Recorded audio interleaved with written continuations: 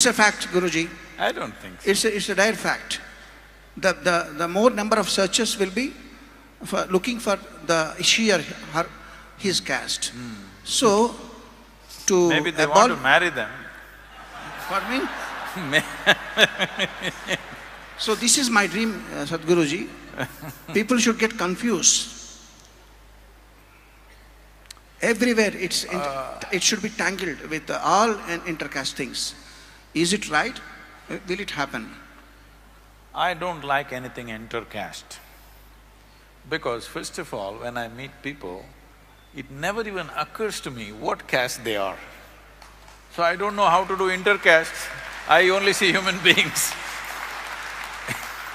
So when you must understand this. This is a misunderstanding which has led into a discriminatory process. This is just a differentiation we did in the society at one time.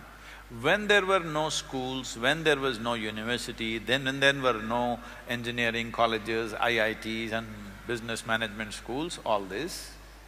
Now, if you are born in a blacksmith's house, the only school is your father and your uncle who are doing tonk, tonk, tonk every day, that's your school. That's where you learn your skill. So when you want to get married, suddenly if you marry a goldsmith's daughter, okay, she doesn't know what to cook for you, she doesn't know how to manage this house for you, she doesn't know how to give you firewood or coal or what you need. So they said, if you're a blacksmith, you marry only blacksmith's daughter because it will be supportive. But today you may be coming from a blacksmith caste, but you may become a doctor, you may become an engineer, you may become something else. So that process is not relevant anymore. At a one time to preserve the knowledge base, because that was the only training ground available. See, suppose you marry a princess and bring her to agricultural family, tomorrow morning she has to go with you and carry food for you, she will not. It'll not work for you. So they said, if you are in the farm, you must marry a farmer's daughter, you don't marry somebody else. But today, you are going all over the place and doing whatever you wish, accordingly they will marry. I don't think you need any mandatory laws. You just watch it in 25 years, it'll be very hard for you to figure out who is who. At the same time, I must tell you, these differences are also beautiful. Because unfortunately, certain people make our differences into discriminations. Unfortunate, but differences are beautiful. I walk into some home in United States. In any home if I go, you know, Indian homes, first thing you enter their home, the cooking smell will be all over the house. It will… actually when you're driving in only, you will smell it. When I smell it, I'm in, San Francisco area, I walk into this house and I sit down and they're all, been in United States for more than 40–45 years. Children are all totally American. Then I ask, are you Pillai? They say, Sadhguru, how do you know? I said, the seasoning that you're doing is Pillai seasoning, I know, my nose knows this is Pillai seasoning. I'm saying these subtle differences were so beautiful that each one of us, our own way of cooking, our own way of language, the way we speak, the way we do things, it's fantastic. But unfortunately, when you make it discriminatory, it becomes ugly. If you can take away the discrimination and keep the differences, how beautiful it is. No society in the world,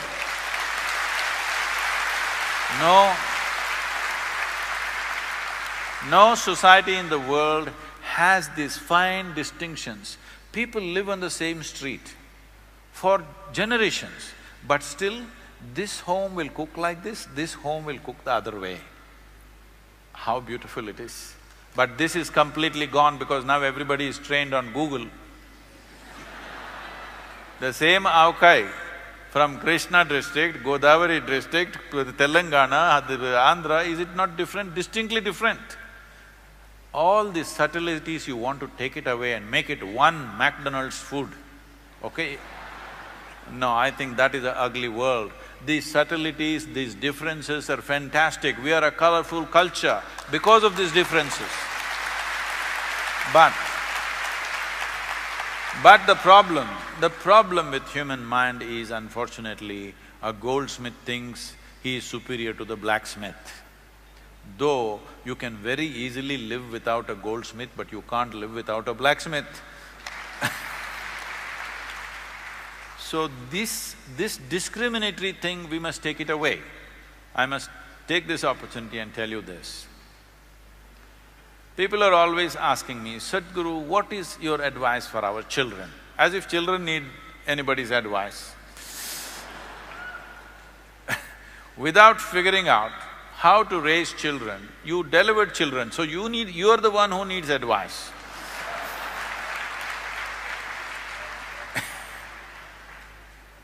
So, when when I was traveling in 90s and things, my daughter was a small infant, 3.5, 4 months, she was traveling with me alone in the car. My left hand on her and driving through, my right hand is always on the floor, so my right leg is always on the floor. So I drove like this, wherever I go, I hand her over to some family and they took care of her well. But there is a problem. Every adult is very eager to teach something to a child. The moment they see child, they get this itch, they want to teach something that's not worked in their life. Yes, because if it had worked, they should be more joyful and more exuberant than the child. It is obviously not worked, whatever they learnt.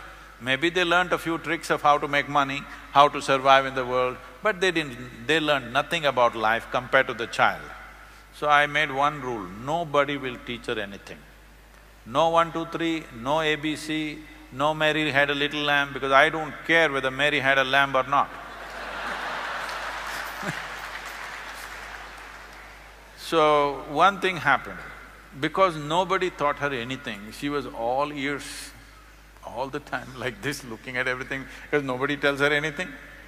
By the time she's 18 months, she could speak 3 languages fluently.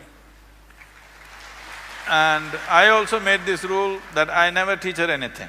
So when she was 12, 13 years of age, one day she came to me.